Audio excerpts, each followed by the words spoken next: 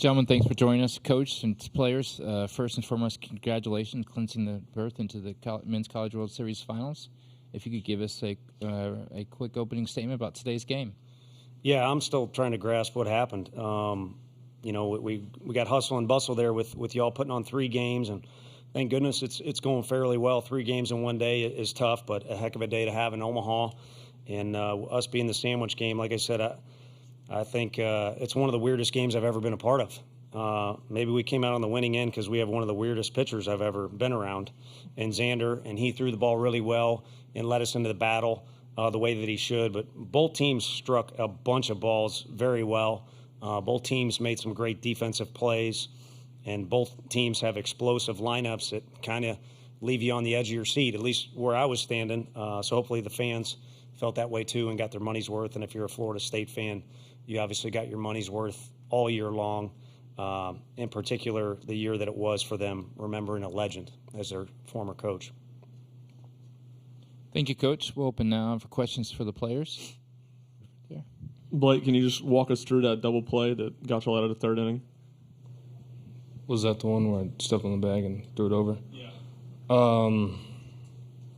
Honestly, I've had a couple of those plays this year where I messed up by hitting the runner, throwing the second, and he could tell me about clearing the lane, and I just touched the base, threw it over, had a lane, and Dean was there to tag him out.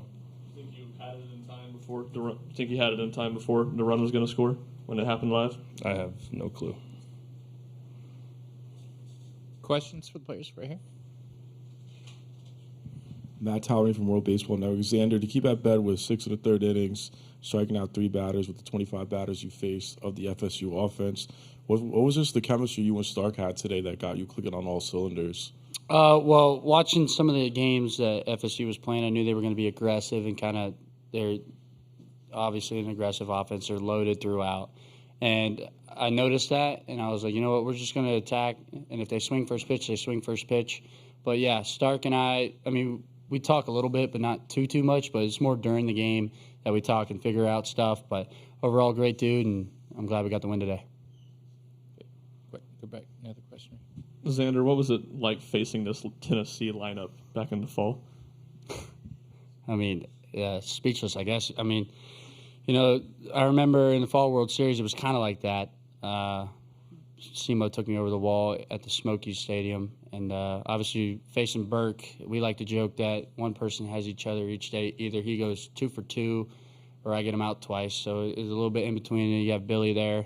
I mean, Clemson transfer. I mean, he's a threat. I mean, we're just loaded throughout the lineup. And obviously, it prepares you for moments like this, especially with FSU's lineup. You kind of think back to the fall and how you got, for example, how I got Burke out or Billy out. And you just put that forth and compete with what you got. Zander, I guess this would be the 2nd consecutive game y'all have had a center fielder just kind of try to run through the wall. I mean, when you're on the mound, I'm sure you want to win anyway, but does that put a little juice in you at that point? Yeah, I mean, KT's catch today kind of set the tone, especially when it was in the 1st inning. And I know our offense scored in the top of the 1st, but, I mean, he set the tone right there. I mean, Dingus hit a good ball, or Dingus, or however you say his last name. But, it's hard. But, he put a good swing on it. I mean, he hit it at 1,000 miles an hour out there. But KT running the wall kind of set the tone for today. You say that dude's name wrong, he could rip you in half. Yeah, but there's one guy that we won't talk about. Any other questions for the players? Well, one more right here. Blake, walk us through the pitch if you could on that home run. Just kind of, I know you've been, barreling up a couple and finally got that one elevated. What was that pitch and what were you looking for? First couple of pitches, he threw me a couple of fastballs and then a changeup, and then out of nowhere threw that slider, and it was nasty. It was a back foot slider, and I kind of told him, good pitch. So I kind of did that just so I can get it again, because I knew it was coming. And I fouled the fastball off, and I kind of knew that pitch was coming, so I was prepared for it, and I got my barrel on it. Gentlemen, congrats on the victory. You can be excused. Good job, fellas.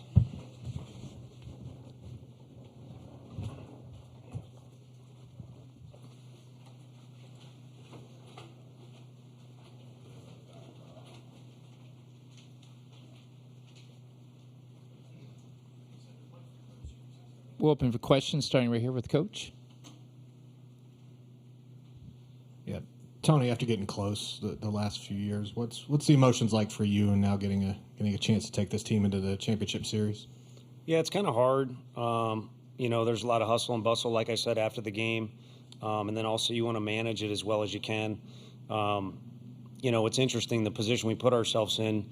Kirby, Snead, Combs, and there's others too, but those have kind of been our main three guys are fresh as a daisy, if you're watching Tombstone.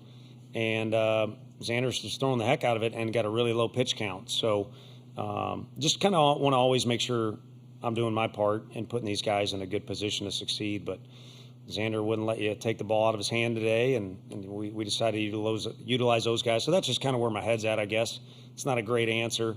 But it is cool to see a cultivation of just like Burke's development and Kirby being a mainstay of this program and Zander, his contribution over. So there's we kind of always say before something happens. And there's been a lot of build-up into the successes we've had this year and the failures too, to be honest with you. And it's just been fun to be a part of.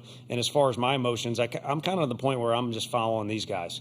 There's certain tasks that I have to do, and there's direction that I give them, and they'll listen, but kind of following them right now makes it nice.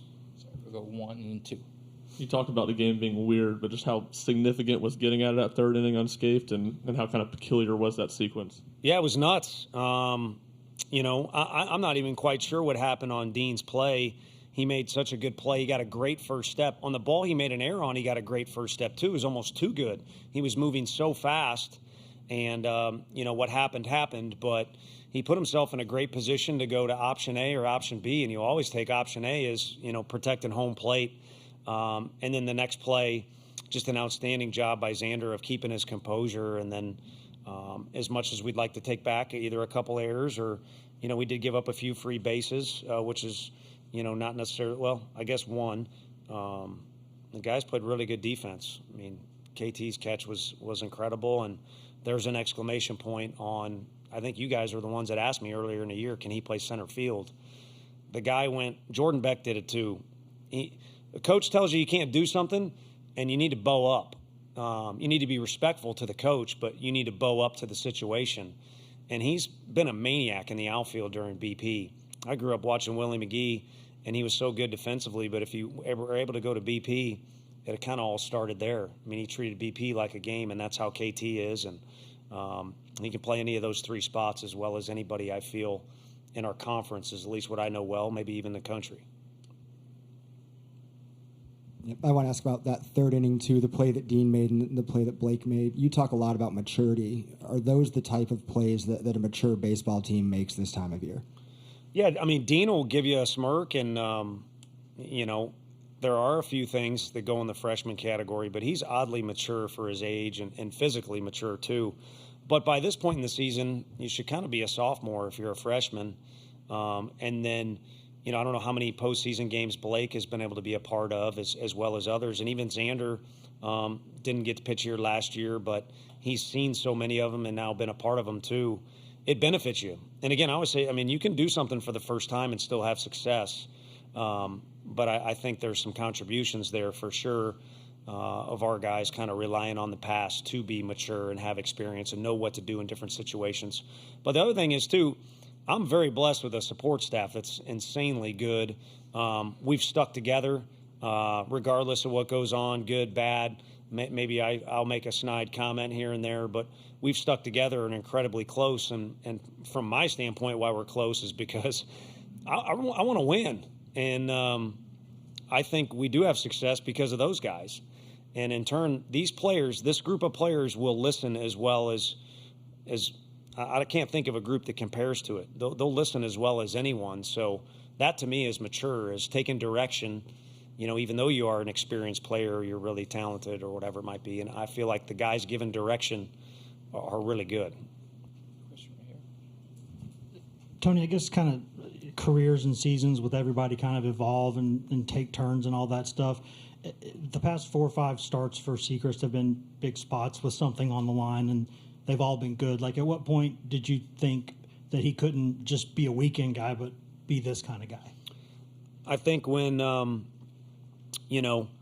again, Blake mentioned he's made some mistakes on a particular play, and he bounces back. And I kind of wanted to answer for him there. The homer came after an at-bat where he had a guy at third base and one out, and, that's a pretty dang good spot for Blake Burke to be in. Having said that, if you go back, Oxford might have thrown his very best 3 pitches all in one at-bat to Blake, but to me, I think he hit the ball so hard the next day because he was determined to have a bounce-back at-bat.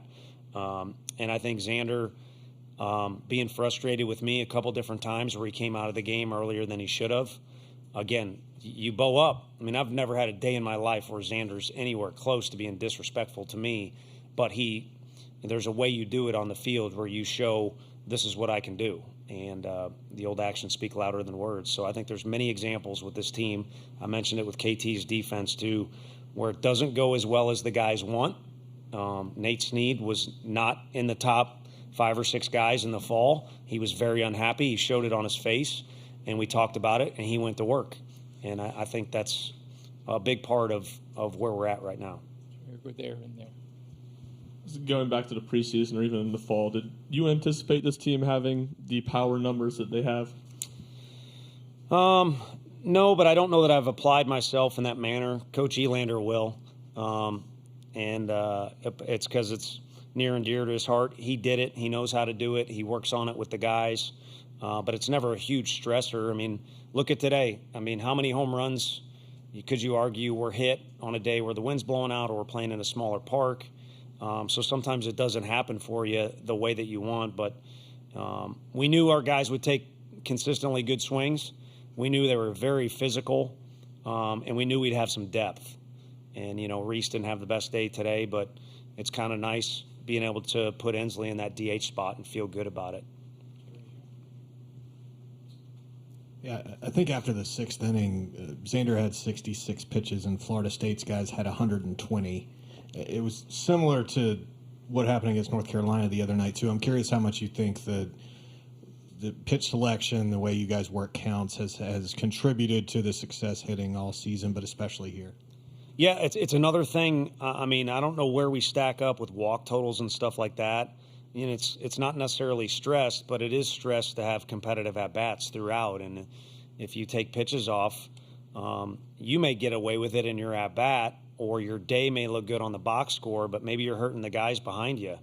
And some of those at-bats were not necessarily productive, again, on the stat sheet. But I do think when everyone in the lineup hooks it up, then it just makes everybody better. Some greater than the parts is the cliche I used the other day, and I think it fits with this group in particular. And it's been really fun to see. I'm kind of staring now. The top of the order was really good today. But as I've said before, there's parts of the year where it's more just the middle, the bottom, and it alternates. And it makes it a headache for the other team, kind of like they were for us up and down the lineup. Alex hits that homer, and Cantu did as well. It's nice to have that weapon on offense. Coach, again, congratulations. We appreciate your time. Thank you. Appreciate y'all. Yeah, exactly. We'll find someone.